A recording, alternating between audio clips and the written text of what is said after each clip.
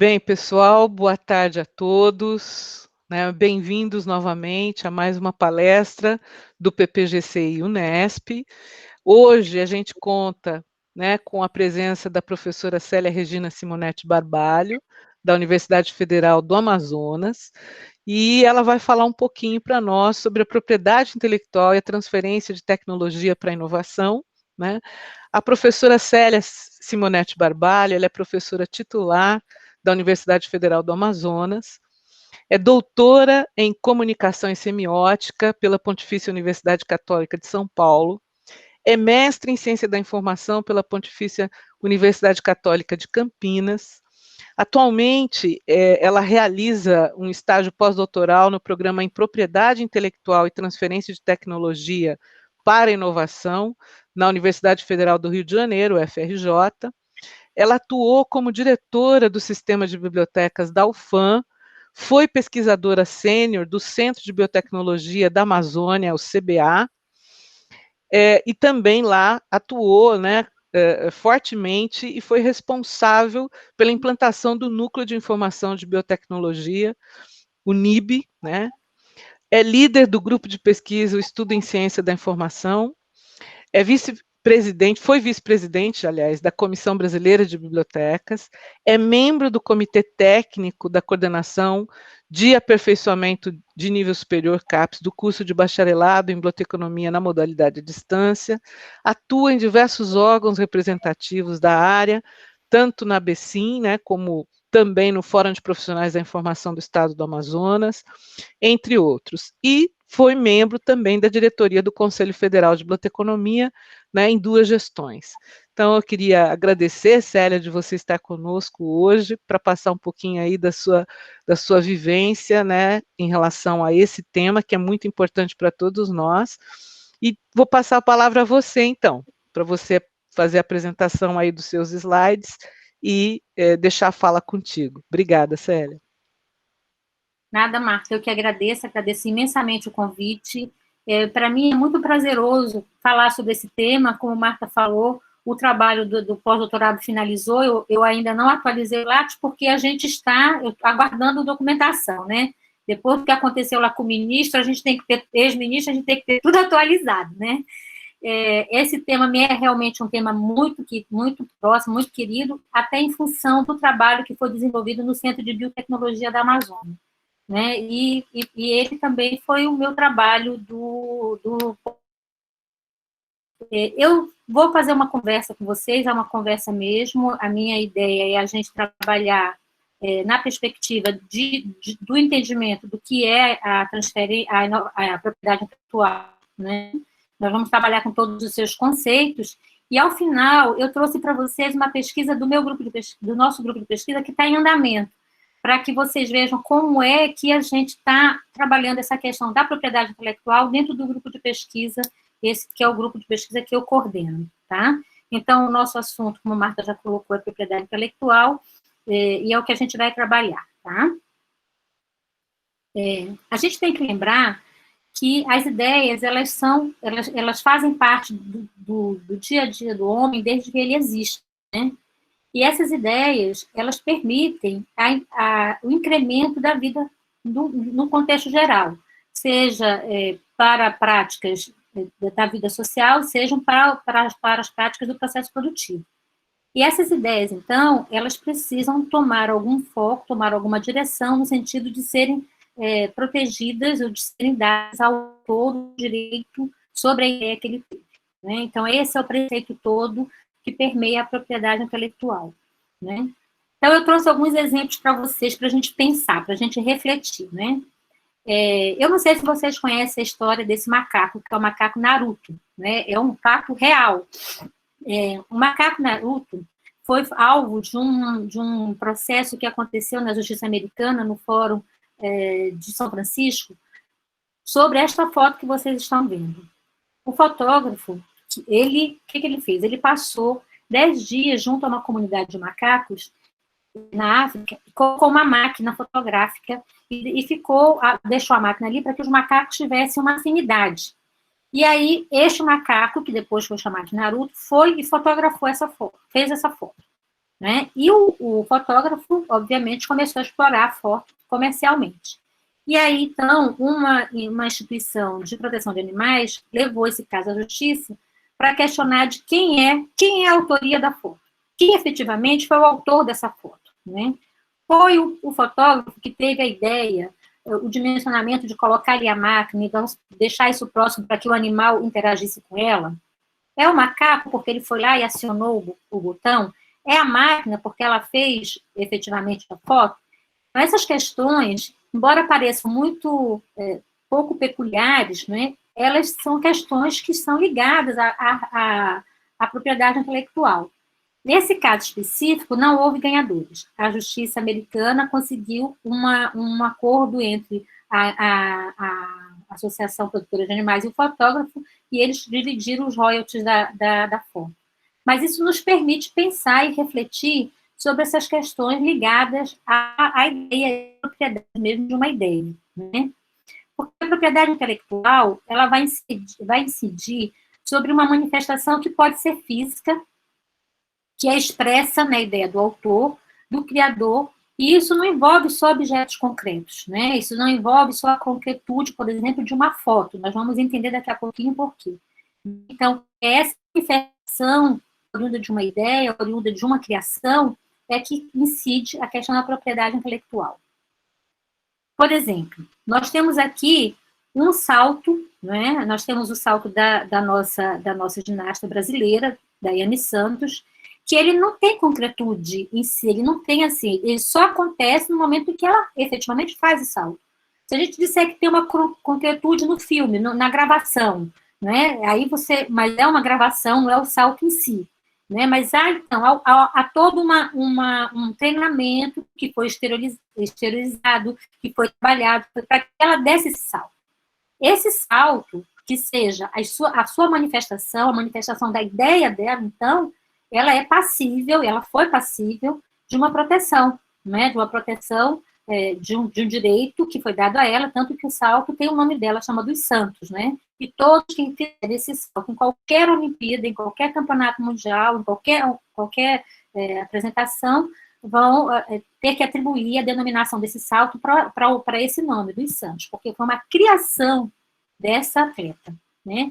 Então, vocês vejam que a gente também, nesse exemplo, a gente não tem algo muito concreto, mas a gente tem algo que seja passível de eu pegar como um bem, porque normalmente quando a gente pensa em propriedade intelectual, a gente pensa logo num bem, a gente pensa numa patente, né? Mas a gente vai ver aqui nessa nossa conversa que a patente não é o único elemento de proteção de uma propriedade intelectual, como esse caso do salto, né?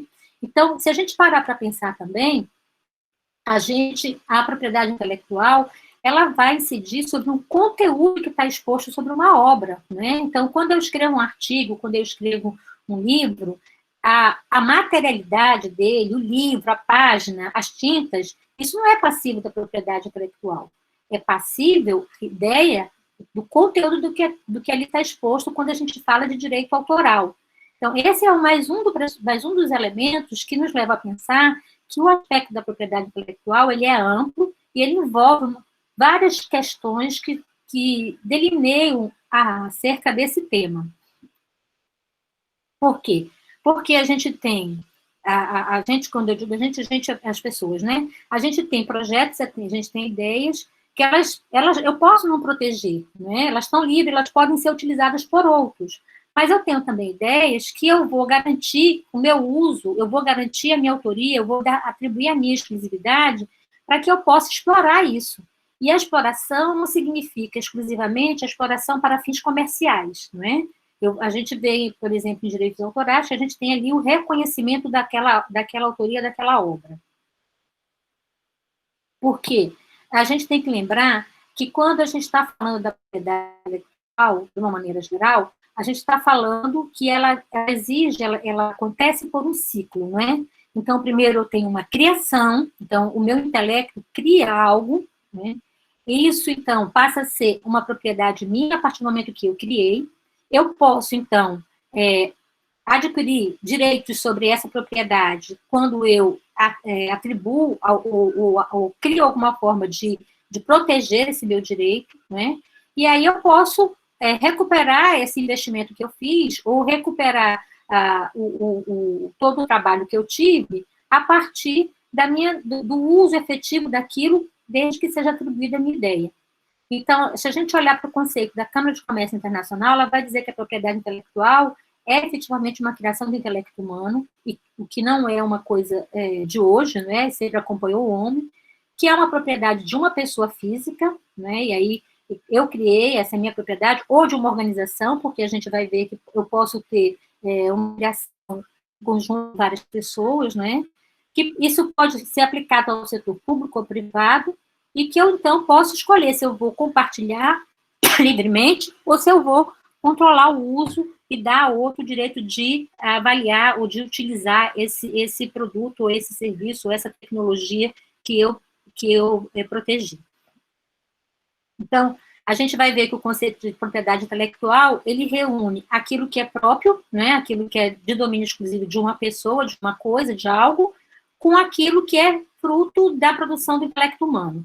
Então, são esses dois elementos que se associam para que a gente possa entender o que seja efetivamente a propriedade intelectual. Ok? A OMP, que é a Organização Mundial de Propriedade Intelectual, ela vai definir a propriedade intelectual como aquela relacionada às criações da mente.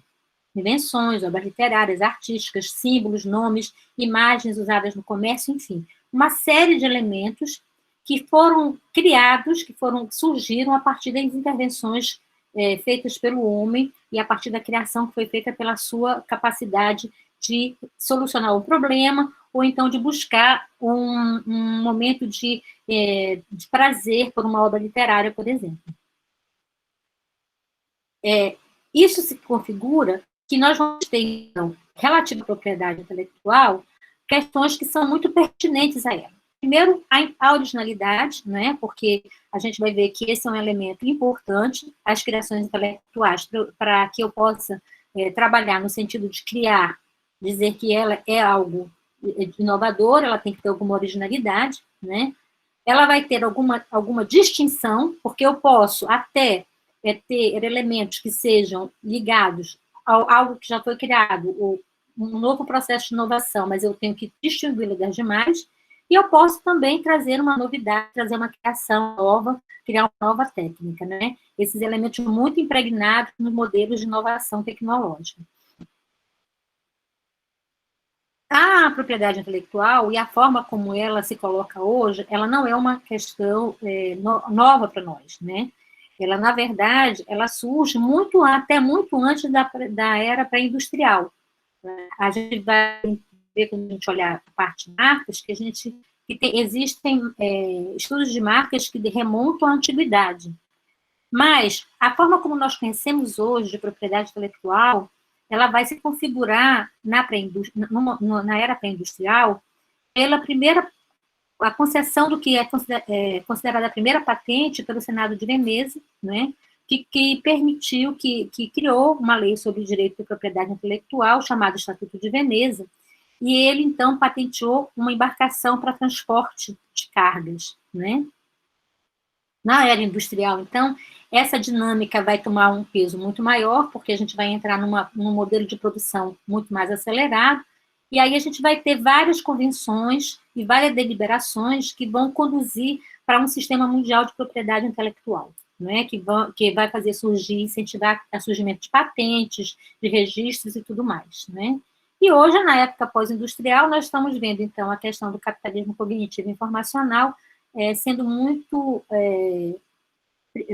pontuado no que diz respeito ao eu proteger as minhas ideias, né? Ainda mais quando a gente tem uma configuração de formas de divulgação de conhecimento muito dinâmicas, que são essas pelas redes, né? Ou pela internet.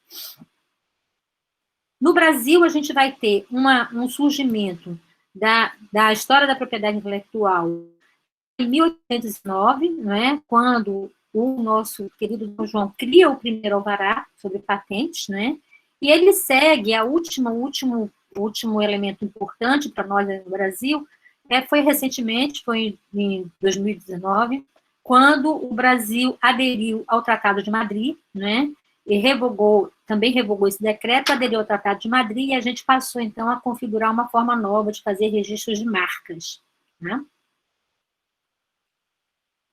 Olhando para a questão da propriedade, então, do nosso dia a dia. Se a gente olhar aqui para essa imagem, a gente tem milhões de coisas que a gente pode identificar. O que vocês acham que vocês podem identificar nesse ambiente que são passíveis de propriedade intelectual, são passíveis de serem protegidos, né? Então, aqui a gente vai ter milhões de coisas. A gente vai ter o design dessa poltrona, a gente vai ter a tecnologia dessa televisão, a gente vai ter a tecnologia dessa lâmpada. Então, milhões de coisas estão envoltas no nosso dia a dia que a gente nem percebe, mas que a gente convive rotineiramente, cotidianamente, com as questões ligadas à propriedade intelectual, né? Porque tudo que está no nosso ambiente, a maioria das coisas do nosso ambiente, são passíveis de proteção. Por exemplo, a Coca-Cola. Se a gente olhar essa marca aqui, a gente vai ver que existe uma variedade de elementos de propriedade intelectual ligada a esse produto, né? A marca Coca-Cola é uma marca comercial. A fórmula do refrigerante, ela é um segredo industrial. A gente depois vai conversar sobre isso. A lei de direitos autorais protege a arte da embalagem. A patente do design e outra de marca comercial protege o formato também da garrafa com a marca registrada da Coca-Cola. Então, num refrigerante, numa coisa que está tão rotineiramente no nosso cotidiano, e num único objeto, várias questões incidem sobre a proteção dele. Né? Quer dizer, vários elementos dentro da propriedade intelectual são adotados para proteger, no caso, esse refrigerante. Né? Se a gente olhar, por exemplo, a dança do Michael Jackson, né, que ficou famosíssima, né, para ele fazer essa inclinação de 45 graus, ele não contou unicamente com a força das suas perninhas, né?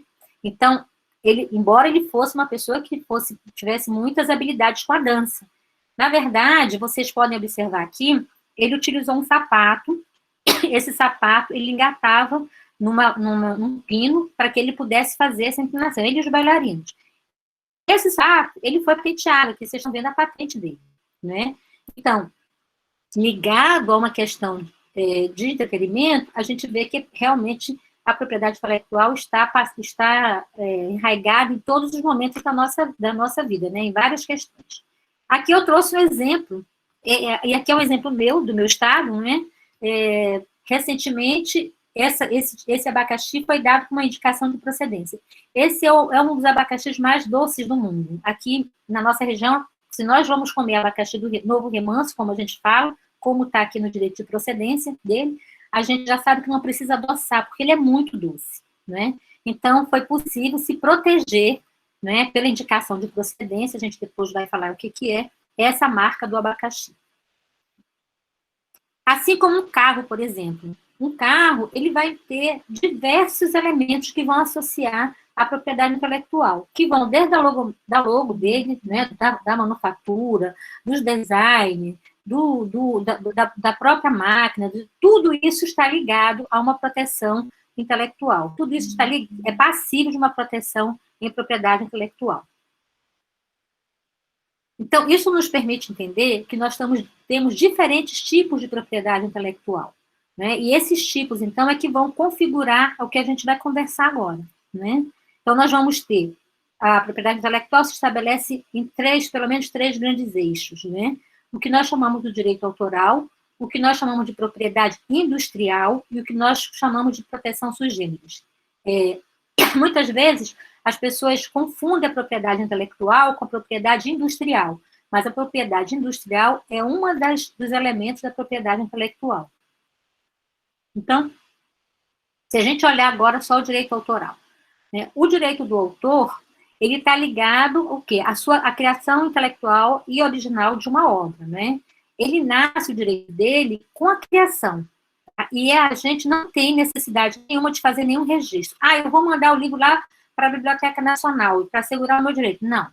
Num processo em que você vai discutir, por exemplo, o plágio de uma obra, o que vale é a comprovação da anterioridade, que você efetivamente fez isso antes daquele outro que publicou.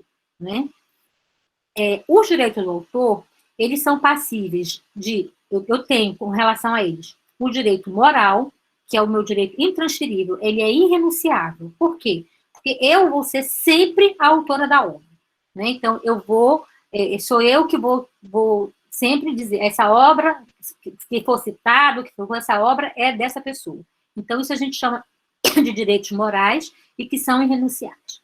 Do outro lado, eu tenho os direitos patrimoniais, que são aqueles que eu posso transmitir para outro. Né? Então, por exemplo, eu posso fazer um livro, eu escrever um livro, e eu posso dar a outro o direito de comercialização. Né?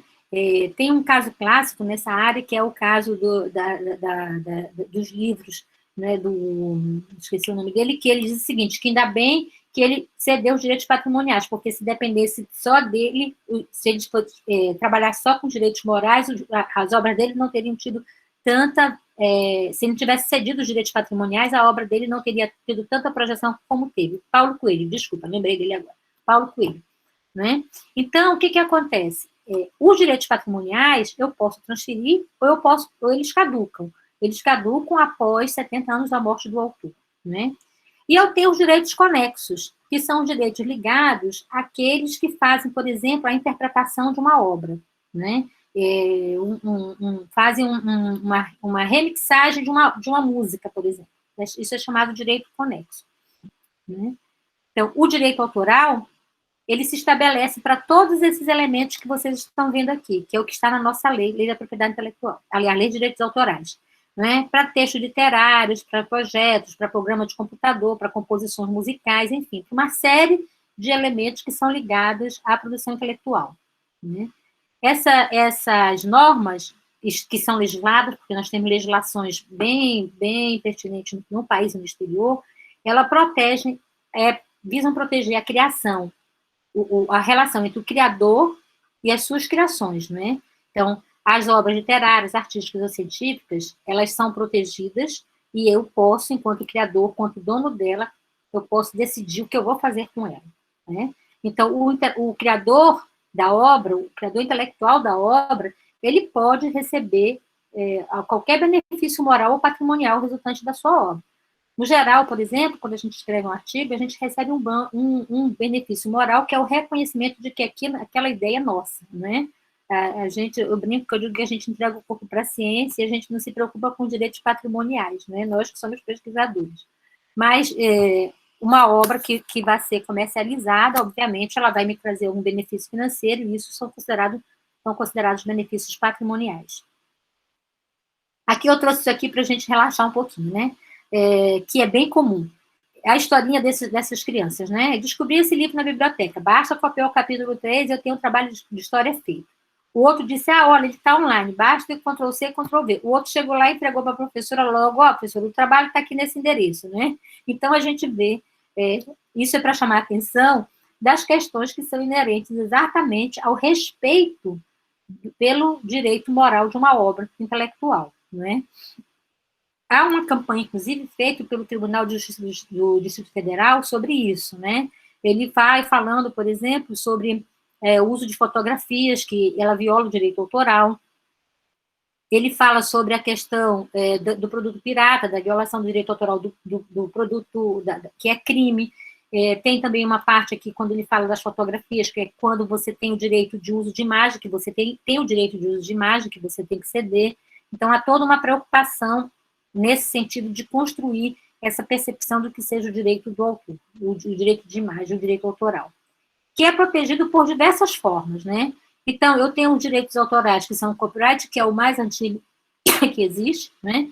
Que ele, na verdade, ele me dá o direito, ele dá o direito ao outro de usar, né? De explorar aquele trabalho, mas desde que eu não mexa em nada nele, tá? Então, eu tenho uma permissão para uso, eu vou citar aqui. Eu tenho o direito de copyleft, né, que eu posso usar, eu posso fazer alteração, eu tenho permissão para copiar a obra por outro usuário, né, permite modificar todas as versões, mas eu tenho também que citar o autor. Eu tenho as combinações do Creative Commons, né, que a gente vai ver daqui a pouquinho, e eu tenho o que está em domínio público, né, que está em domínio público, então que não há restrição para o uso da obra. O Creative Commons, então, ele é uma série de combinações de elementos, eu vou juntando essas figurinhas aqui, né, para permitir, para dar atribuição, para dar uso comercial ou não comercial, para dar uso sobre compartilhamento, para dar uso sem derivações, enfim. Eu vou atribuindo cada uma dessas figurinhas para poder estabelecer qual é a ação do direito autoral sobre aquilo que eu estou colocando à disposição. Os direitos conexos, então, como eu falei, eles estão ligados à prestação dos artistas, dos intérpretes. Eles protegem os artistas e os intérpretes, né? Os executores e os produtores. Por exemplo, no filme, nós temos atores, perdão, gente, nós temos operadores, nós temos o pessoal da sonoplastia. Todas essas pessoas, elas são executantes da obra, então elas têm direitos conexos relativos a uma obra. A mesma coisa é uma música, né? Eu tenho um cantor, eu tenho um vocalista, eu tenho os músicos, então eles são intérpretes, eles também têm o direito. Esses profissionais, eles são chamados, eles são articulados na questão dos direitos conexos, eles têm direito a essa questão quando eles estão trabalhando em cada uma desses tipos de obra, de manifestação cultural. Os programas de computadores também são elementos passíveis de proteção, né? E aí tem toda uma discussão sobre a validade, porque não é muito comum se proteger o programa de computador, dada a velocidade com que se faz a atualização dele, né? Então, mas eles são instruções que são organizadas por aquela linguagem natural e elas podem ser protegidas sim, né? Elas são protegidas juridicamente no país até por 50 anos, né? A contar aqui da primeiro ano subsequente da data de publicação ou criação. Entretanto, não há uma ênfase muito grande na proteção de programa de computador, como eu falei, porque ele tem uma atualização muito rápida. Com relação à propriedade industrial, nós vamos encontrar o primeiro elemento dela ligados a marcas, né? Então, o que são as marcas? Elas são sinais distintivos que elas identificam ou elas asseguram aquele público reconhecer que aquele produto é daquele fornecedor. Né? Então, a gente chama as marcas de sinais distintivos, e eles podem ser uma marca, ele pode ser um nome comercial, o título do estabelecimento, a propaganda, a indicação geográfica, o nome de domínio, a marca que não é sinal, enfim, é um sinal que vai distinguir, vai fazer uma diferenciação naquele produto que eu estou oferecendo, naquele serviço que eu estou oferecendo. Desculpa. Como eu falei para vocês, a história da propriedade intelectual, por exemplo, se a gente olhar para as marcas, a gente vai encontrar essa relação histórica desde a Idade da Pedra, porque há indícios de que os animais eles eram marcados, né, para identificar que aquilo era de propriedade daquela pessoa, né? No Egito Antigo, por exemplo, as pedras das pirâmides elas eram gravadas, porque elas precisavam, a pessoa precisava, era preciso contabilizar que aquela pedra foi entregue por aquele fornecedor para que ela pudesse ser paga.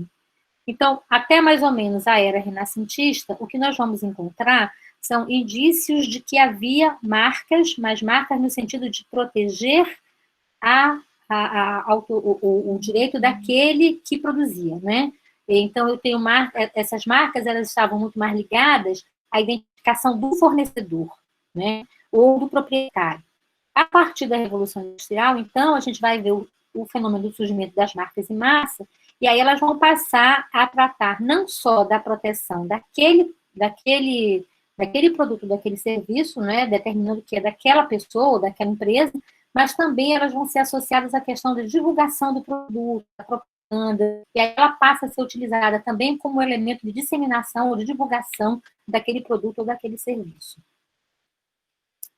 Marca é uma coisa tão importante no mundo hoje que a Forbes estima que a Coca-Cola, o valor da marca Coca-Cola, ela é superior a 50% do valor da própria empresa, né? Quer dizer, só a marca Coca-Cola. Vamos lembrar que aqui, como a gente viu ali, a gente tem a garrafinha, mas a gente tem a marca que é comercializada em camisa, que é comercializada em souvenir, né? Em várias coisas. Então, essa marca, ela tem um valor superior à própria empresa. Hoje, por exemplo, a gente tem aqui, quer dizer, hoje não, 2019, a gente tem aqui as principais marcas, né, as 100 principais marcas no mundo, e a gente vai ver aqui, por exemplo, que a principal marca, ou a marca que é mais valorizada, é a Apple, seguido do Google, do Microsoft, do Amazon e do Facebook, né? Vocês veem aqui que há uma variação, né, que ela tem tido, mas a marca tem valido esses valores que estão expostos aqui. Ou seja, muitas marcas elas são mais valiosas do que o PIB de alguns países no mundo. Né? A marca é mais valiosa do que o PIB do país de alguns países. Com relação à marca, a gente vai encontrar algumas distinções, né? Nós temos as marcas que são nominativas, que só são o nome, figurativas, que têm as figuras, e as mistas, que têm as figuras e os nomes, né? Então, a ideia é que se tenha nessa marca a identificação de quem é o fornecedor e a divulgação de quais são os sinais que distinguem esse produto de um outro produto. Né? Então, nós temos, relativo à marca, aquilo que não pode ser registrado. Por exemplo, quando eu falo que a marca precisa ter um sinal de distintividade. Então, sinais como esse aqui, ó, no coração com chocolate, eu não tenho capacidade de distinguir de quem é esse fornecedor, então essa marca jamais será registrada, tá? Eu tenho também a questão da licitude, por exemplo, não se registra marcas que vão contra a ordem pública, a moral e os bons costumes. Então, essa revista chamada Bundas, essa marca Bundas, ela não é registrada em função do próprio nome da marca. Assim como eu tenho a questão da disponibilidade, né? Sinais que não são disponíveis porque eles são ligados a questões, já são registrados por outros, né?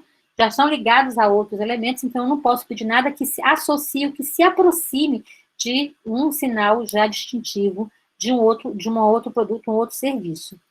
Esse é um caso bem clássico, ele aconteceu agora, recentemente, agora em julho, não é? De uma briga judicial que foi feita pelo Ibis Hotel com o Hotel Biggs, que é um hotel aí do interior de São Paulo, né? A Rede Accor, que ela é detentora dessa marca, ela entrou com uma ação porque ela dizia que o Hotel Biggs ele estava numa concorrência desleal pela proximidade da marca, mas ela perdeu. Ela perdeu porque o juiz alega, até que o que ele coloca, né, que é possível fazer a distinção, sim, das marcas, né, embora elas tenham uma proximidade, ela tem alguma semelhança semântica, né, alguma semelhança, mas que é possível fazer distinção, então o IBIS perdeu essa ação. Mas é um tipo de uma ação que pode ser feita quando a gente fala que há uma semelhança nessa questão da concorrência desleal pelo uso das marcas. As patentes, então, eu digo que são as vedetes, né, da propriedade intelectual. Todo mundo, quando pensa em propriedade intelectual, pensa logo em patente. É um ativo da propriedade industrial, né? Ele é expedido pelo Estado, né, com a determinação de uma pessoa física, uma pessoa jurídica, com a autoria, né? E para ser registrada, ela tem que ter uma novidade, ser capaz de ser industrializável e ter uma atividade inventiva bem forte, né? As patentes são para nós, então, um elemento de formação tecnológica fantástico. Nós vamos ter patente de invenção e patente de utilidade. Então, eu tenho, por exemplo, uma patente de invenção. Eu criei algo, né? Eu criei o ferro, é uma patente de invenção, né? E aí, nesse ferro, eu coloquei algumas questões ligadas ao botão de diminuir ou aumentar a velocidade, o aquecimento, ou então eu coloquei aquele negocinho para borrifar água, isso é de utilidade. Então, eu posso ter uma patente de invenção e ter um modelo de utilidade. Eu decido na hora que eu vou pedir a minha patente, né? As patentes, então, aqui eu tenho, por exemplo, uma invenção, é o primeiro um modelo comercializado de computador, os nossos portáteis são chamados modelo de utilidade, e aqui, essa mesma dimensão dele, ele é um computador igual a esse, mas ele é um modelo industrial diferente. Elas têm uma validade de 20 anos para patente de invenção e de 15 anos para modelo de utilidade, contados da data do depósito, porque a partir do momento que eu deposito, eu já estou contando, embora, mesmo que eu tenha depositado o meu pedido de patente e ainda não tenha sido concedido. Aqui nós temos um modelo de patente, quando eu digo que isso aqui nós temos bastante informações que possam nos ajudar a contribuir com a construção da inovação, é porque nós temos muitas informações, né, informações tecnológicas, que são retiradas aqui desses metadados que existem. Eu vou depois mostrar uma coisa para vocês do que nós estamos trabalhando hoje. Então, para eu patentear, eu tenho que ter uma novidade, tenho que ter uma atividade inventiva, eu tenho que ter uma implicação industrial, eu tenho que ter uma suficiência descritiva. Então, dizem que um dos trabalhos mais difíceis é a redação de patentes, porque você tem que contar sem revelar, né? De tal forma que você tenha a sua suficiência descritiva aprovada, mas, de alguma maneira, você tem ainda ali alguma coisa do teu segredo guardado. Os depósitos de patente, essa é uma parte muito criticada no nosso país, porque eles têm uma longa demora, mas eles seguem todo esse rito aqui, né? E ela demora, a ideia é que ela demora, em média, até 36 meses a partir da data do depósito para que eu tenha o exame técnico, para que eu tenha o deferimento. 36 meses para que eu tenha o exame técnico, 6 meses depois para que eu tenha o deferimento, né? Mas é a partir do terceiro ano que eu começo a pagar, né, as anuidades da data do depósito. Terceiro ano da data do depósito que eu começo a pagar as patentes, né? Lembrando que a gente, quando deposita, faz o depósito, a gente tem um tempo em que elas são depositadas e que elas não são ainda de domínio público. Quer dizer, eu deposito uma patente hoje, ela só daqui a 1 ano e meio é que ela vai se tornar conhecida, mesmo que ainda seja só um pedido de patente, conhecida do outro, 1 ano e meio, depende, às vezes alguns escritórios estão liberando antes. O desenho industrial, ele é uma natureza, se trata da natureza estética do produto, né, que ele é um produto que é acabado, ou aqueles elementos que contribuem para a finalização, para o acabamento do produto, né.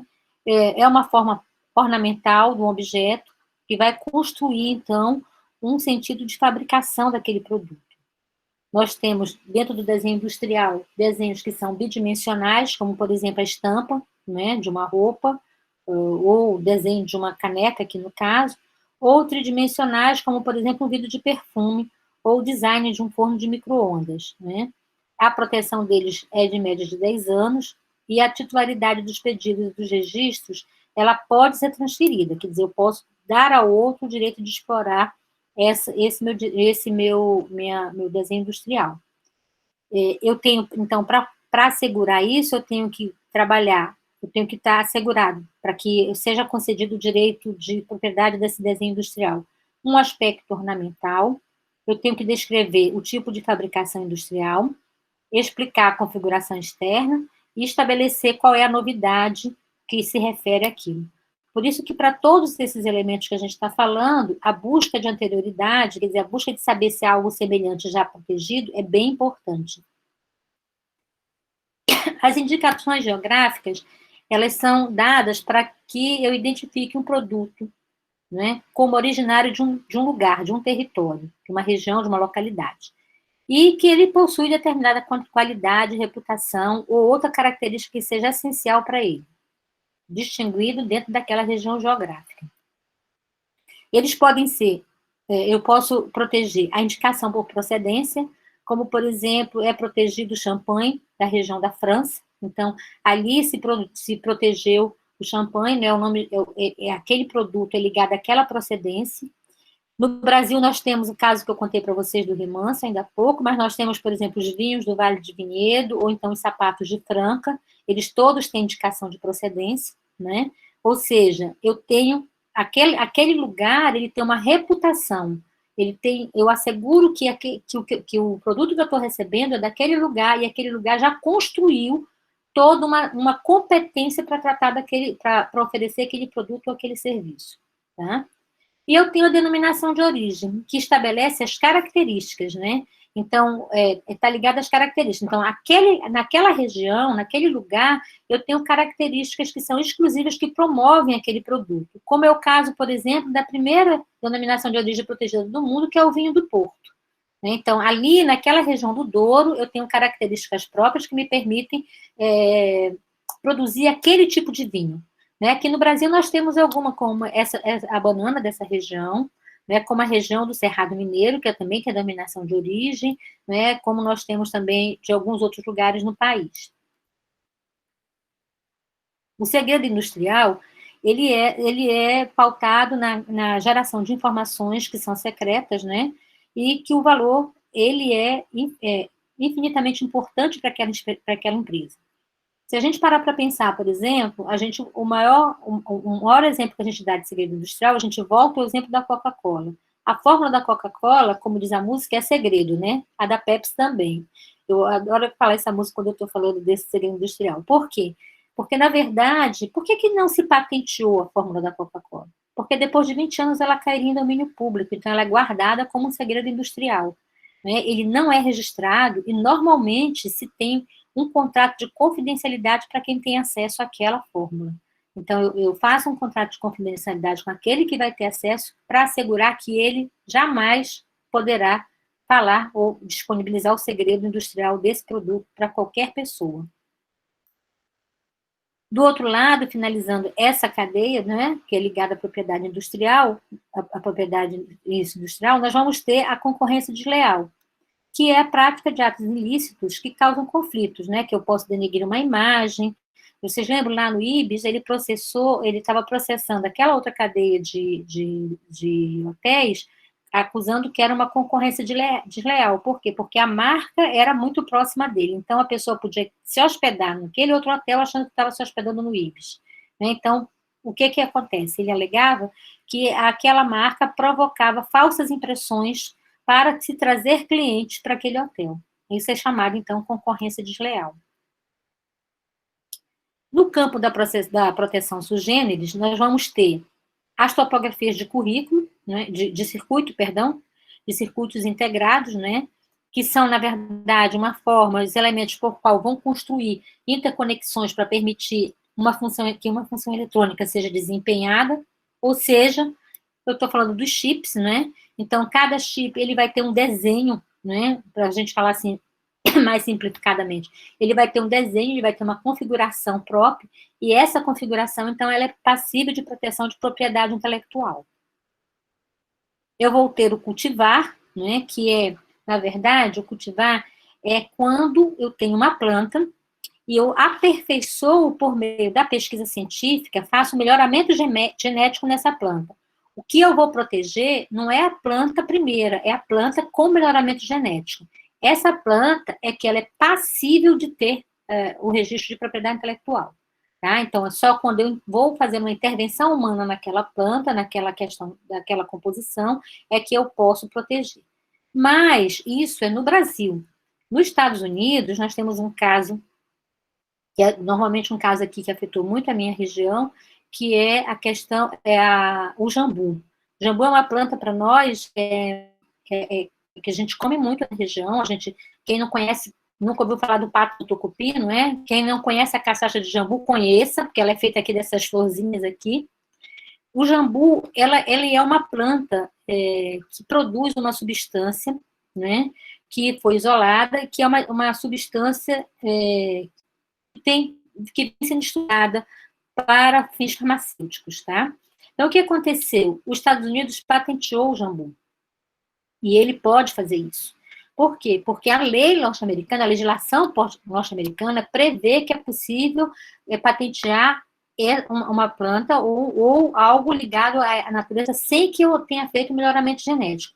Entretanto, isso só é possível lá nos Estados Unidos. Nenhum outro país isso é possível, isso é só uma lei americana. Então, ela não pode proteger isso, por exemplo, no Brasil, tá? Então, o que acontece? Essa planta, ela tem essa substância aqui, né? E essa substância, que é um dos principais ativos do jambu, ela vem sendo estudada para a composição farmacêutica. Recentemente, isso aqui entrou bem em discussão, né? Ela não é uma planta única da Amazônia, ela é uma planta típica do Brasil, da Indonésia e da Índia, e ela entrou em discussão porque a Universidade Federal do Amazonas vem estudando essa propriedade do jambu. E aí criou toda aquela celeuma de que a UFAM ia ter que parar os estudos com o jambu porque o Estados Unidos patenteou. Não. Na verdade, foi como nós dissemos, não é mesmo? É uma fake news, porque ele só pode patentear lá na praia dele. Aqui na nossa praia ele não pode, então nós podemos fazer o que nós quisermos. É diferente do caso que aconteceu com o cupuaçu, por exemplo. Quando o Japão patenteou o cupuaçu, ele patenteou o nome da planta. Né? O nome da planta, então, que significava o quê? Que qualquer produto que fosse comercializado com o nome cupuaçu teria que pagar royalties para o Japão. E aí, como se o Japão não produz nem a planta, né? Mas como isso não é possível de acontecer na legislação do japonês e nem na legislação mundial, o Brasil abriu um painel na OMP e quebrou essa patente, né? Então, essa patente não existe mais, mas foi um assunto polêmico. Nós temos também o conhecimento tradicional. Esse, eu digo para vocês, é o mais difícil da gente tratar da proteção, né? Nós podemos fazer, a legislação permite que a gente faça uma proteção positiva, né? Eu simplesmente protejo aquilo para que eu possa utilizar esses recursos ou lidar com eles de alguma evitar que alguém use de alguma forma abusiva, né? E eu posso, mas que eu possa explorar também. Ou eu posso fazer uma proteção preventiva, né? Quando eu adquiro, eu vejo que terceiros estão interessados em adquirir e fazer uso daquilo que a gente chama de biopirataria, por exemplo, então eu já protejo esse conhecimento para que isso não aconteça, né? Esses são ligados aos conhecimentos tradicionais. Para nós, então, no Brasil, isso é bem importante, porque nós temos comunidades, né, e eu falo muito da comunidade indígena, porque é a que está mais próxima de mim, mas a gente também tem outras comunidades que têm um conhecimento tradicional extremamente importante. Para a Amazônia, isso é fundamental, porque a gente sabe que muito dos conhecimentos tradicionais, quando a gente coloca eles em estudos sobre, por exemplo, terapias com plantas, a gente vai verificar que há realmente uma relação entre esses conhecimentos tradicionais e o tratamento de doenças com essa biodiversidade da Amazônia. Então, resumidamente, a gente viu que nós temos o direito autoral, nós temos a proteção de gênero, nós temos a propriedade industrial, que envolve esses aspectos todos relevantes e inerentes àquilo que eu tenho que proteger. Então, a minha ideia agora, já que a gente já viu isso, era a gente pensar, como é que eu vou criar condições de bem-estar, né, que é o objetivo da inovação, perdão, como é que eu vou associar isso às questões ligadas ao grande objetivo da inovação, que é criar o bem-estar? E aonde que a gente, da área, se insere nisso? Bem, quando eu falo de inovação, eu falo que eu preciso de conhecimento científico, que eu preciso de desenvolvimento tecnológico, e que isso é que vai gerar inovação. Nenhuma inovação acontece se eu não agrego a ela informação, né? E aí é a grande relevância dos estudos que a gente pode fazer e da forma como a gente pode contribuir nesse processo, né? Por quê? Porque eu tenho uma cadeia do valor de inovação que passa pela idealização, pela conceituação, pela experimentação, pela implementação, e tudo isso envolve informações essenciais para que o processo inovador, o processo inovativo aconteça, né? Então, é nesse sentido que eu trouxe para vocês um exemplo do que a gente tem trabalhado aqui no GICA. GICA é o grupo de pesquisa que eu coordeno, chama Gestão da Informação e do Conhecimento da Amazônia. Hoje, nesse momento, nós trabalhamos numa pesquisa chamada Mapeamento Tecnológico de Patentes em Domínio Público para o Tratamento do Coronavírus. Bom, como a gente já falou, uma patente, ela só cai em domínio público após 20 anos. Então, vocês vão dizer assim, mas como que ela está pesquisando qualquer coisa para coronavírus se nós precisávamos que as patentes tivessem vencido já tivessem mais de 20 anos? É por isso que o estudo se deteve no coronavírus. Por quê? Porque nós estamos olhando o lastro dessa doença, ela não é uma doença atual, ela não é uma doença nova. Nós vamos encontrar a primeira patente vencida para a família coronavírus em 1973. Então, a gente já tinha tratamentos pensados para esse vírus, né? E com isso nós estamos buscando examinar as informações contidas em documentos de patentes que estão em domínio público para promover ou para dinamizar a gestão prospectiva, tomando como foco as tecnologias que já existem para o tratamento das doenças oriundas da família coronavírus. Então, os levantamentos de patentes é em cima do lastro histórico causado pelas doenças do coronavírus, né? Nós fizemos uma busca de dados na base de dados de patentes do Castel Orbit, do Orbit, né? E nós estamos buscando o quê? Agregar informação tecnológica robusta para a pesquisa sobre a Covid-19. Nós não temos a expectativa, porque isso não é possível, que com esse estudo a gente possa encontrar essa medicação serve para a Covid-19. Não. Nós estamos buscando tecnologias que possam agregar informação às pesquisas que estão sendo desenvolvidas. Então, nesse sentido, nós fizemos uma busca e encontramos 3.140 patentes para a família coronavírus, sendo que dessas 3.140, 13.229 eram patentes vencidas, tá? Aí, o que nós fizemos? Nós olhamos essas patentes e vimos que nós tínhamos, por exemplo, muitas patentes para tratamento animal, que não era o nosso foco. Então, nós fizemos uma busca posterior e dessas 1.329, nós chegamos a 422 patentes, né? Essas 422 patentes ainda foram novamente refinadas e nós chegamos, então, a uma definição de que nós tínhamos 402 patentes em domínio público para tratamento das doenças causadas pelo coronavírus. Essas 402 patentes, então, nós selecionamos as patentes que foram mais citadas, porque nós temos estudo de citação de patente. E aí nós trabalhamos com 55 patentes. Então, o escopo final do projeto, nós fechamos em 55 patentes. Para quê? Aqui é o escopo, né? Então, aqui nós temos as áreas, 15% delas são ligadas a equipamentos médicos, 42% a questões ligadas à virologia, 42% a fármacos. São fármacos para tratamento da doença.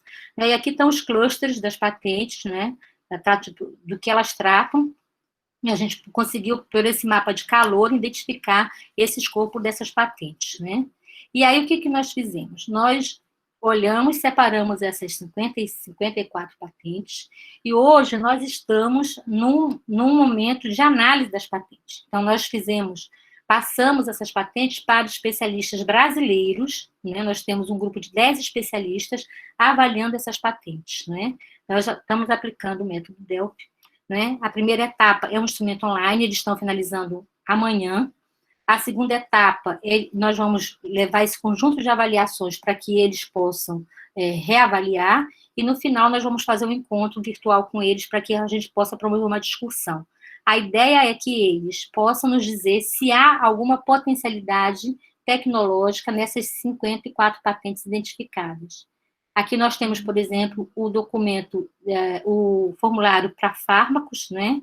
Então, eles estão respondendo, eles estão terminando isso, como eu falei para vocês, amanhã.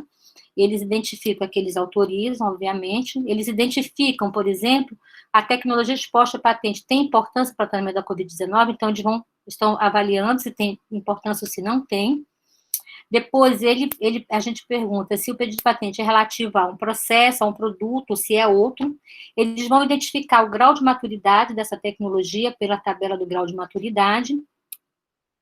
Eles vão nos dizer se isso tem algum conhecimento sensível, se pode contribuir para gerar uma nova tecnologia para a Covid-19, e se essa tecnologia pode ser caracterizada como comum, desportiva, e eles têm um espaço aberto para novos comentários. Com isso, a gente espera, então, ter elementos que possam nos permitir construir um escopo de conhecimento tecnológico a respeito das questões ligadas às patentes. Bem, gente, essas são, então, as referências básicas daquilo que eu trouxe para vocês. Eu quis fechar com um exemplo para que a gente possa abrir a discussão já falando em possíveis pesquisas com relação à propriedade intelectual. Eu agradeço muito a oportunidade, estou aqui à disposição para que a gente possa conversar, então, agora, começar com o nosso bate-papo, ok? Célia, aqui presente. Adorei, aprendi muito, muito. Muito obrigada por você trazer e compartilhar conosco aí esse conhecimento que você tem e também sobre a pesquisa que vocês estão desenvolvendo. Nossa, parabéns, porque é algo extremamente necessário, né? Eu vou abrir, obviamente, aqui para as pessoas perguntarem, mas a Rosângela, antes do pessoal, o pessoal vai se inscrevendo aqui no chat, né, para a gente poder encaminhar as perguntas para a Célia, mas a Rosângela também vai justamente iniciar esse bate-papo contigo. Então, Rosângela, fala aí. Oi, Célia, obrigada, Marco, por esse espaço. Eu não sei se você quiser, eu abro aqui a imagem, talvez seja até melhor para a gente se ver, para ficar falando sem imagem, né? Ô, Célia, sabe que você estava falando? Antes de mais nada, eu quero registrar um agradecimento, nada a ver com esse momento agora, mas com o momento de passado, porque na década de 90, quando nós tínhamos tão pouca referência de literatura, né, você traz aquele livro de planejamento estratégico, né, para a área de ciência da informação, que foi tão importante, né? Rosângela, eu estou tão cobrada desse livro. Eu fui fazer uma live semana passada e eu recebi mais de 70 pessoas me pedindo para republicar aquela obra. Então, para você ver, Célia, a importância que teve a obra, né? Eu falo referencial mesmo, né? Referência na área, né? E me veio isso na hora que você estava falando agora, eu falei, poxa, como a Célia deixa, né, esse legado aí na área da CI, né? Porque naquela época nós não tínhamos muito material na área da ciência da informação, Célia, né? Então, você traz para a área da ciência da informação já essa importante obra, né, que até hoje ela é muito consultada. E, claro, deveria ter sim, viu, Célia? Faz aí acho que daria até para fazer uma reedição, né, trabalhar tópicos que na época você queria trabalhar, não é? E não sei, é apenas uma colocação. Claro que sim, né? Tão importante essa obra que ela é requerida até hoje, né, Célia? Então, Célia, nesse momento que você está falando de inovação, nós temos um centro no nosso programa de pós-graduação que se chama Centro Referencial de Propriedade Intelectual e Inovação, é o nosso CERP, né? No final do ano de 2018, o Conselho da Pós-Graduação reunido, ele entendeu que nós tínhamos muito a contribuir na área de inovação, a área da ciência da informação, uma vez que éramos e somos, né, um programa de destaque no Brasil, na área da pós-graduação, e o que uma pós-graduação gera? Ela gera inovação, ela gera propriedade intelectual, né? Então, pensando nesse contexto, o grupo ali que estava reunido naquele momento falou, por que não pensarmos nessa direção, né? E pensamos no CERP, no Centro Referencial de Inovação para a área da ciência e da informação. Eu trabalho na minha pesquisa alguns tópicos sobre desenvolvimento, tá? E o que eu vejo no Brasil sobre desenvolvimento? Eu vejo que o Brasil é um país subdesenvolvido. Por que o Brasil é um país subdesenvolvido? Por uma série de fatores, que isso merece um outro momento de discussão. Mas é o que nós, enquanto ciência da informação, poderíamos contribuir com isso, né? Eu penso que nessa área da inovação, com aquilo que estamos fazendo dentro dos nossos programas de pós-graduação. Fiz levantamentos e entendemos que na área do empreendedorismo, em relatórios internacionais, que já estão muito divulgados aí mundo afora, tá? Não são quaisquer relatórios que nós pegamos, mas relatórios referenciais. Na área de empreendedorismo, o Brasil é destaque. O Brasil é um país que mais possui empreendedorismo. Quando vemos na hora de registro, o Brasil é o que está lá na linha de baixo, né? É dos que menos registra. E você me falando essa sua palestra aí, a sua fala do dia de hoje, eu falei, que safados os Estados Unidos e Japão, não? Que safados. Mas acontece que esses dois, e mais um a China, então China, Estados Unidos e Japão, são aqueles que mais estão na cadeia, do topo da cadeia de quem mais registra. Por quê? Porque justamente eles vão atrás disso, Célia, né? Eles vão lá no cupuaçu, que não é nem deles, mas por que não levar uma semente do cupuaçu para eles e daí passa a ser deles, uma vez que eles têm o registro, entendeu, Célia? Então, a gente vai por esse meio e vê como que eles estão à frente, né, de registros, né, de fazer patentes. Então, o CERP, qual que é o objetivo do CERP, Célia? O objetivo do CERP é pegar toda a nossa propriedade intelectual, que foi realizada no âmbito do programa de pós-graduação, do nosso programa, né? E verificar a potencialidade de registros, tá? Então, o que nós fizemos? Nós fizemos um levantamento no ano de 2019, né? O que nós fizemos? Para além de fazer o caráter do normativo, né? Então, nós registramos na nossa universidade. Tivemos uma equipe muito boa de pesquisadores da nossa turma, aos quais eu agradeço, né, que fizeram o registro visual, né, a imagem do CERP, né, a marca do CERP. E daí nós passamos para o legal, fizemos tudo a norma de como funcionaria o CERP, E fizemos um levantamento, temos uma equipe muito boa que está atuando de bolsistas do programa de pós-graduação, e fizemos um levantamento que desde o ano de 2001, quando nós começamos a produzir aí as teses no nosso programa, nós tínhamos 391 teses, tá?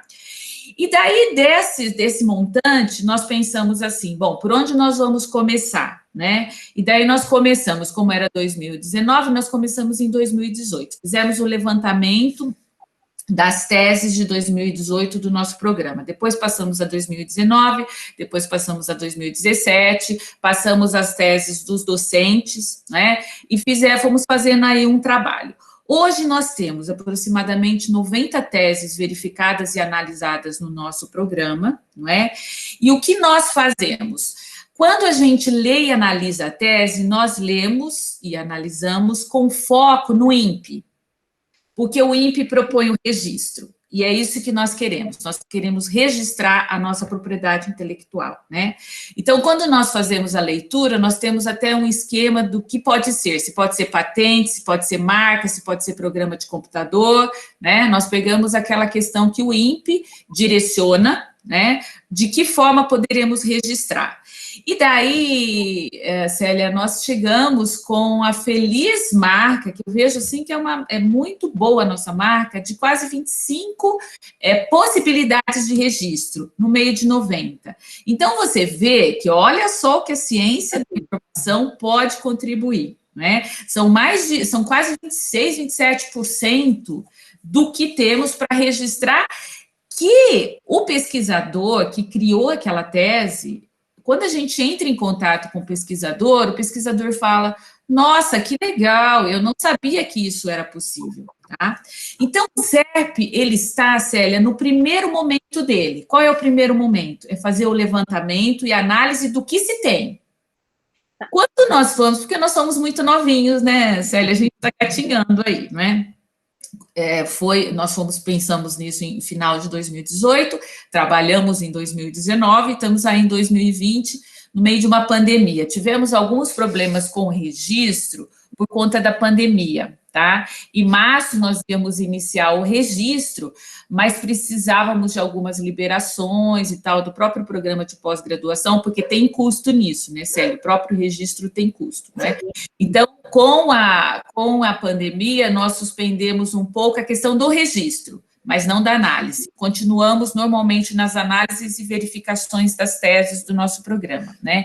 Então, num primeiro momento, a gente lê, verifica, fala como pesquisador, olha, você tem aqui uma marca de possível registro, você quer fazer isso e tal, né? Mas também o que nós verificamos, Célia? Interessantíssimo, em 2019, nas nossas leituras, nós verificamos assim, nossa, falta algo aqui para que isso que o pesquisador fez se transforme numa patente ou numa marca.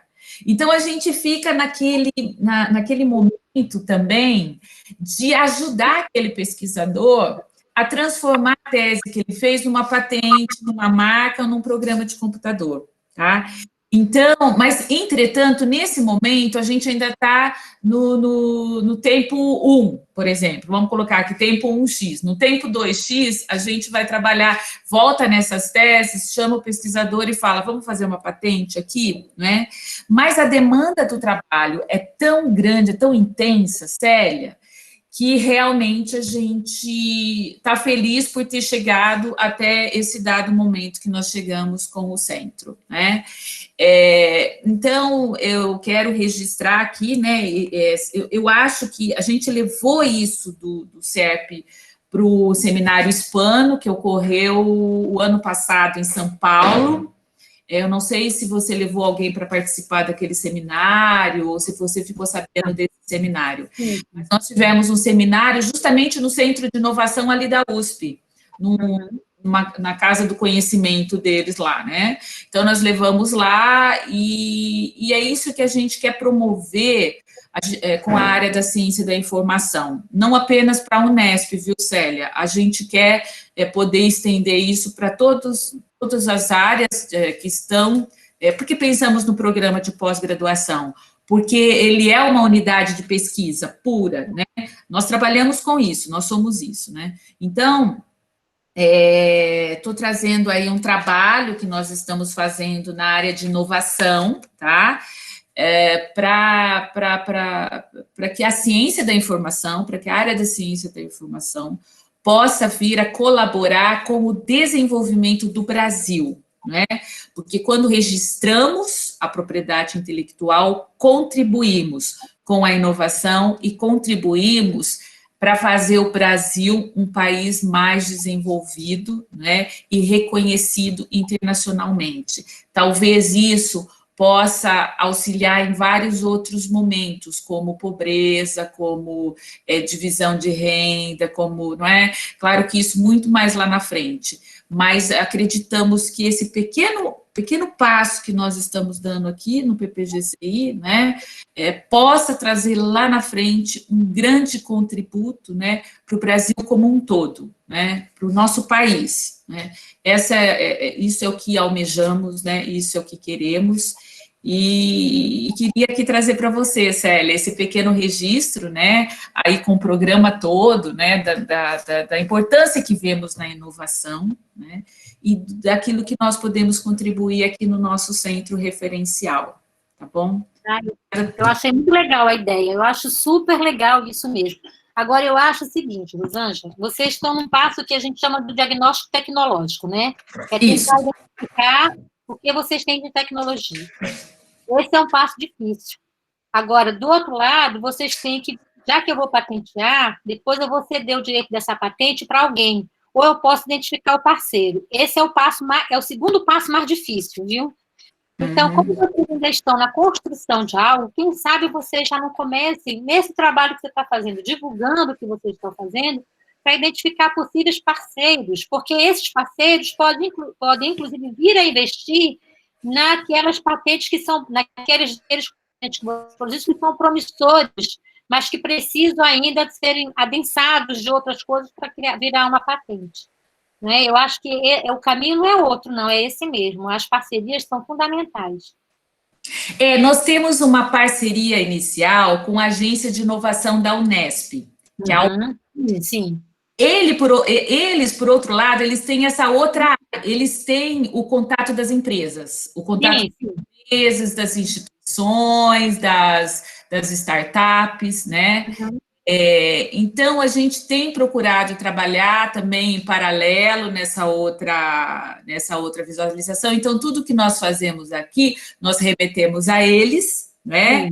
E mostramos para eles, olha, divulga, só que com cuidado, né, Célia? Porque quando a gente fala de registro, né, como você falou, que a própria redação da patente é muito difícil e tudo mais, é isso mesmo, a gente tem que até ser aprovado, até ser divulgado, porque senão isso ainda não é um domínio, isso é um domínio que não é ainda do próprio pesquisador, né?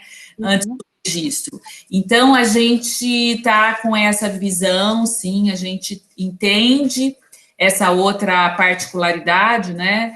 E tentamos tomar cuidado, né, na medida do possível, porque quando falamos de patentes, registros, a gente tem essa área que é muito séria, né, dentro do INPE. Mas, claro, nossa, obrigada por essa colocação, viu, Célia? Obrigada mesmo, né? Até quanto à divulgação, Célia, a gente entendeu, por exemplo, levar para o seminário, a gente entendeu que era o primeiro momento para divulgar o trabalho, né? Aí ficamos pensando, levar para uma revista, para também da área, para que seja divulgado esse trabalho. Porque, inclusive, seria muito interessante que outros programas também fizessem isso, né?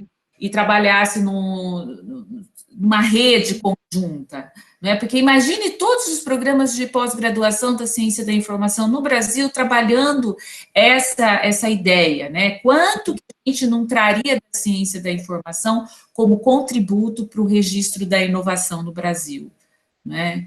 Então, tivemos aí um primeiro momento, depois veio essa pandemia, né, Célia? Mas queremos ter outros momentos de registro dessa iniciativa aqui na universidade. Queremos... Mas vocês estão de parabéns, porque realmente é uma iniciativa inovadora, não é? É verdade. Em todos os sentidos. O fato de você trabalhar para detectar potencial de inovação de registro já é um trabalho robusto, já é um trabalho, né? E depois você trazer isso para uma área, que é uma área que tradicionalmente não faz isso, também isso já é bastante inovador. Né? Verdade, Eu acho que esse é o grande ganho mesmo que a gente vai ter com o trabalho que vocês estão realizando. Por isso, meus parabéns para vocês. Obrigada, um grande abraço, viu, Célia? Obrigada aí por você trazer esse tempo seu para a gente aqui, viu? Muito obrigada. Obrigada, Rosângela, para contar um pouquinho dessa nossa atividade aqui, que a Rosângela coordena, junto com bolsistas, né? Mas legal. Célia, a gente tem um monte de gente parabenizando pela sua fala, pela palestra. Tem aqui pergunta da Sara, ela diz o seguinte: se tem renovação de patente para algum tipo de produto que, né, se existe isso. Não existe. O que você pode é se você adensar uma nova tecnologia, ou se você aprimorar, mas aí você pode usar isso como modelo de utilidade, tá? Mas você vai seguir aquele rito, né? Então, a partir do momento que ela venceu, ela venceu. Caiu em domínio público, caiu, tá? Porque você diz assim que a patente, ela tem uma validade, um certo período, por exemplo, 10 anos, que seja. Aí, por exemplo, como eu comentei, no caso da Coca-Cola, ali o produto em si, o conteúdo ali, os ingredientes ali da Coca-Cola, por exemplo, a Coca-Cola venceu lá o patente dela, ela tem lá o conteúdo dela, ela tem que patentear, não sei, eu perguntei primeiro isso, não sei se a professora Marta viu. Aí, no caso que eu perguntei a segunda pergunta, é o tempo, por exemplo, venceu, deu um tempo lá, 10 anos, venceu uma patente X. Para ela continuar no mercado, esse mesmo produto, qual seria, como que seria isso? Ela teria que fazer, ela quer ter o mesmo produto em si, isso que eu queria saber. Tá. Vamos por partes, Sara. Uma coisa é a questão da Coca-Cola, porque a gente viu que ela tem várias coisas que protegem ela, né? A fórmula da Coca-Cola não é patenteada, ela é um segredo industrial. Por quê? Porque senão daqui a 20 anos ela cai em domínio público e todo mundo podia produzir Coca-Cola. Então, ela é um segredo industrial, ela é guardada a 7 chaves, quem tem acesso a ela com certeza assina um termo de confidencialidade. Quando a gente fala de marcas, a gente vai falando de outra coisa. As marcas, elas têm um período, mas elas podem ser renovadas, tá? Então, a marca da Coca-Cola, ela pode ser renovada, sim, mas não a fórmula. Então, dependendo do tipo de propriedade intelectual que você esteja falando, você tem a possibilidade de renovar ou não, tá? Eu imagino que era mais ou menos isso que você queria saber. Por isso que a marca da Coca-Cola era coisa, faz parte do patrimônio da empresa, né?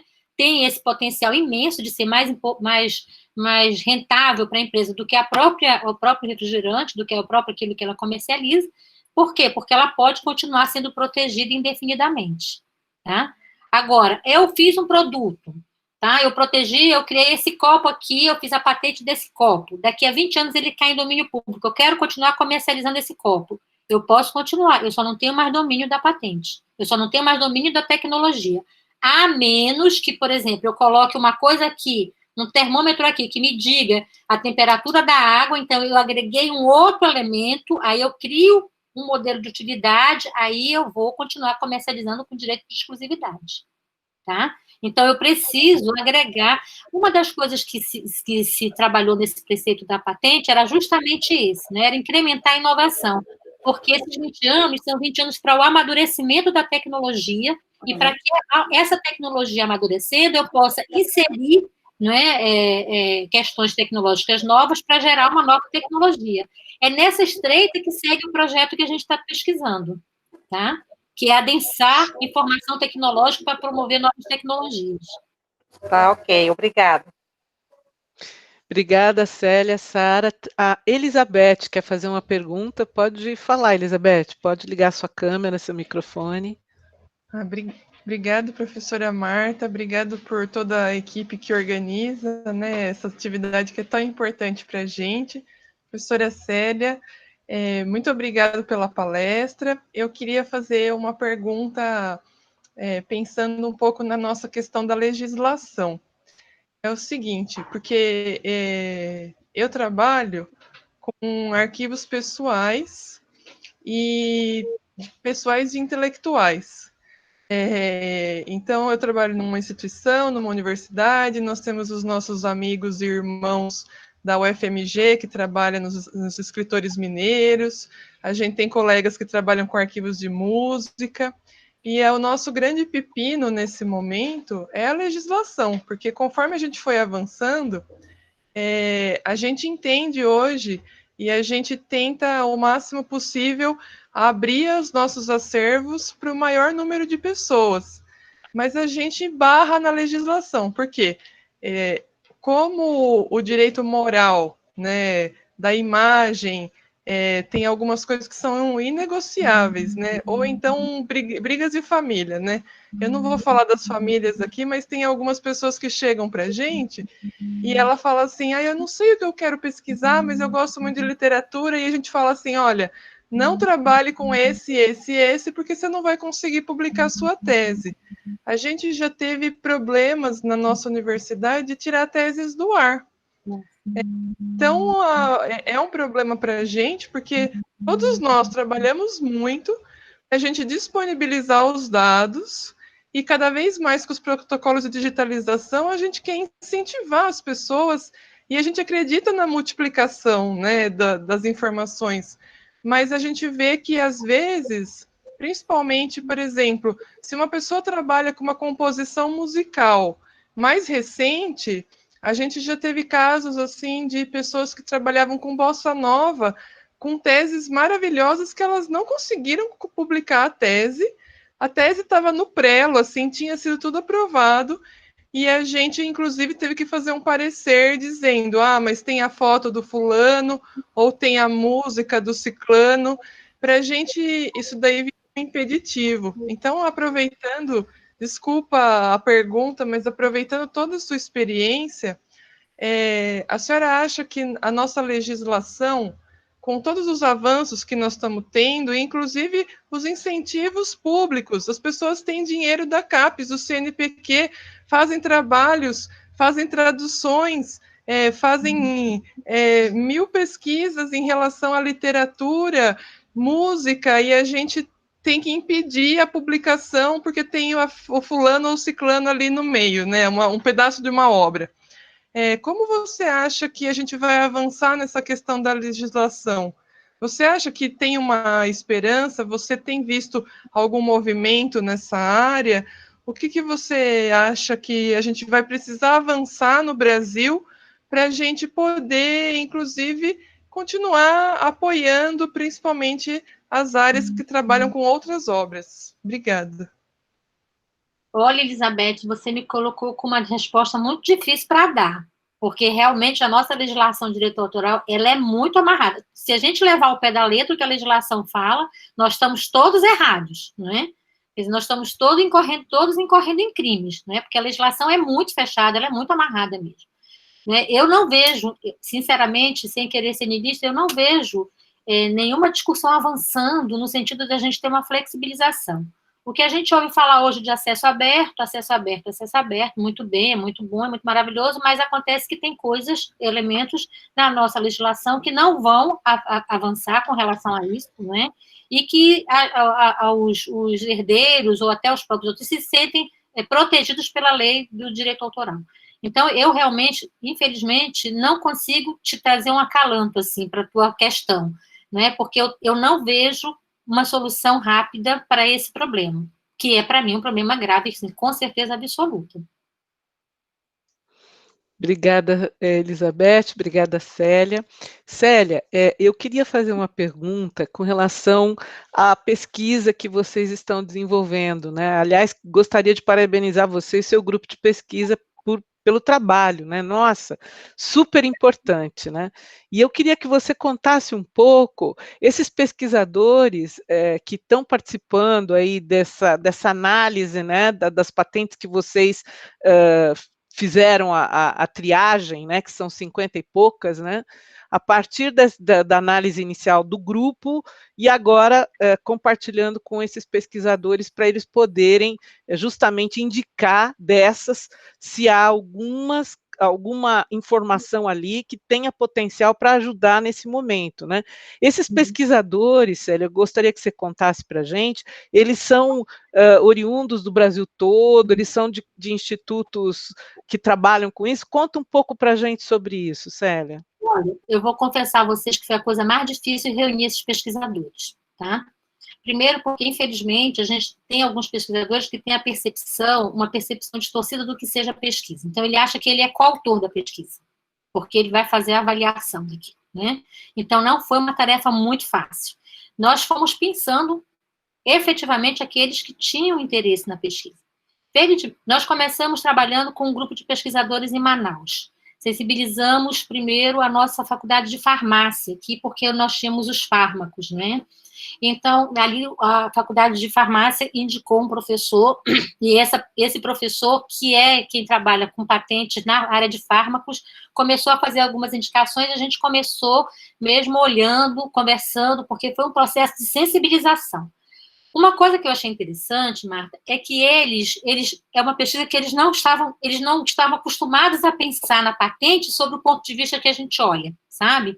Eles olham a patente e aí eles não conseguiam entender que a gente estava falando de uma patente vencida, que podia ter uma tecnologia, que podia ter uma informação para adensar um outro processo, tá?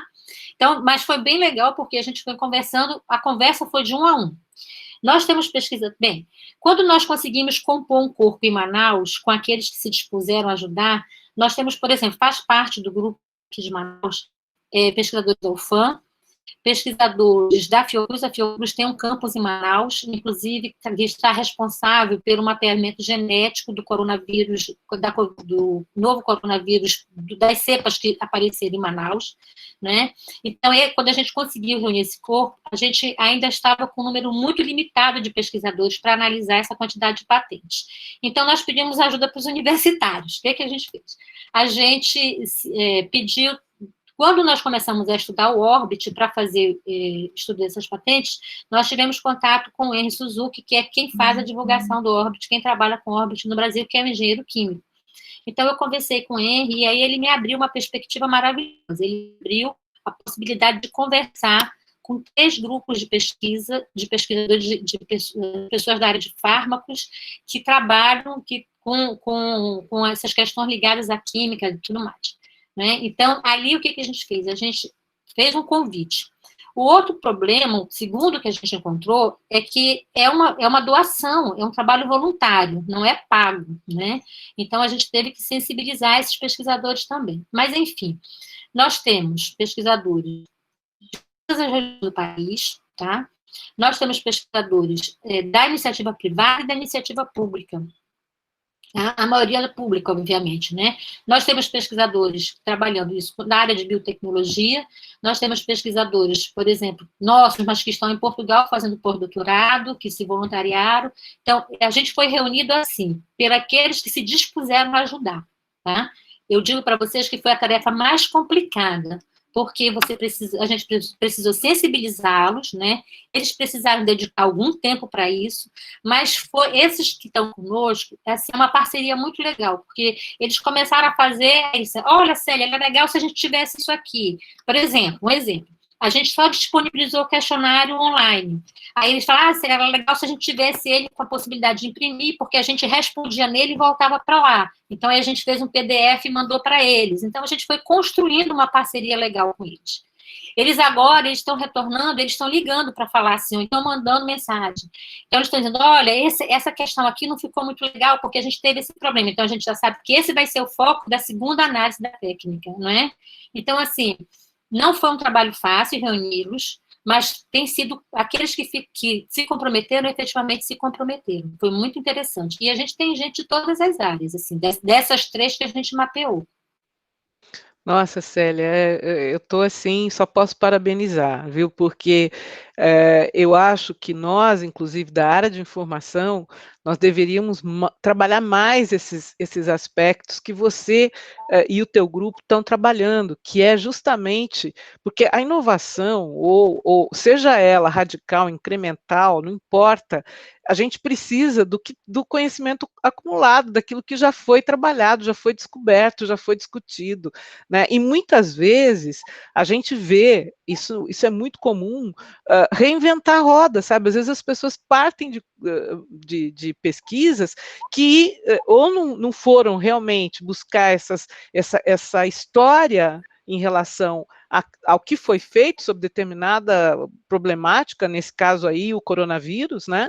E às vezes partem sem ter esse histórico muito bem, vamos dizer, delineado, sistematizado e compreendido para dali partir para alguma coisa, né? Então pode parecer louco a gente falar isso, porque fala, mas isso é o óbvio, né? Mas não é, porque infelizmente muitos partem sem considerar aspectos às vezes que estão aí como vocês estão fazendo, né? Presente em patentes que já foram quebradas, portanto está tudo ali exposto e aberto para poder ser utilizado, né? Infelizmente, eu não sei se você pensa que esse trabalho de vocês pode contribuir muito, principalmente, por isso que eu perguntei os pesquisadores que estavam envolvidos, porque a gente sabe que tem várias instituições trabalhando em cima disso, a própria Fiocruz, né, o Instituto Butantan, o Adolfo Lutz e por aí vai.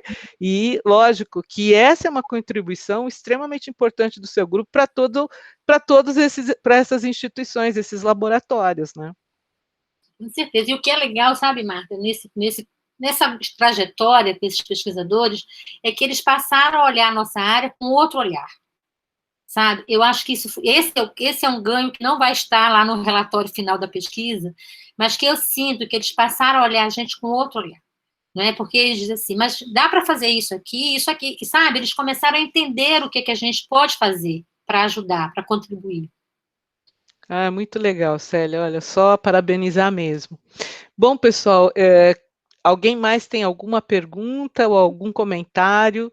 A gente tem aqui os parabéns, o pessoal falando que a sua palestra foi muito legal, foi muito interessante, né? Foi uma aprendizagem. Eu aprendi muito, Célia, porque apesar de conhecer algumas coisas da propriedade intelectual, da questão de patente, já trabalhei com isso, inclusive na vida profissional, olha, foi maravilhoso realmente como você sistematizou para a gente entender todas as facetas desse grande guarda-chuva que é a propriedade intelectual, né? Então, acho que foi para nós todos um presente, viu, Célia? Muito obrigada mesmo. Todo mundo está encantado, viu? E obrigada por compartilhar esse conhecimento seu, que eu sei que você já de longa data, desde a tua experiência lá no CBA, né, já trabalhava com essas questões. Muito obrigada. Acho que o pessoal aqui, depois, se precisar, você deixou o seu contato também, né? Se alguém que está trabalhando com patente ou com inovação quiser entrar contato com a Célia, tenho certeza que ela vai atendê-los e responder aí questões mais pontuais.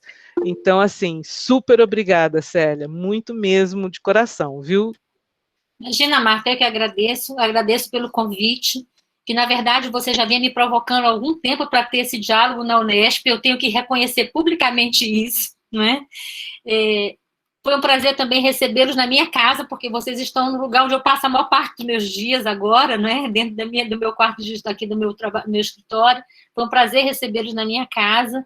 Dizer a vocês que realmente a ideia de construir essa fala assim muito pontuadinha foi para despertar naqueles que estão trabalhando, naqueles que estão na pós-graduação, o interesse em dialogar, em trabalhar com esse conteúdo, porque ele é um conteúdo extremamente interessante e importante se a gente quiser um desenvolvimento bem positivo para o nosso país. Eu agradeço muito a oportunidade, o carinho do convite, o carinho do recebimento, do acolhimento, e estou à disposição para o que vocês precisarem. Valeu, Célia, muito obrigada mesmo, viu? Um beijo grande, um abraço, saudade de ver você pessoalmente, viu? Um abraço. Tchau, gente, muito obrigada. Um abraço para todos vocês. Um abraço. Tchau, Oswaldo. Um abraço para você, querido. Se cuidem, hein? Não brinquem com a coisa, que não passou, não passou. Não, se cuida também, viu? Um abração. Tá, tchau, tchau, gente. Tudo de bom. Você também.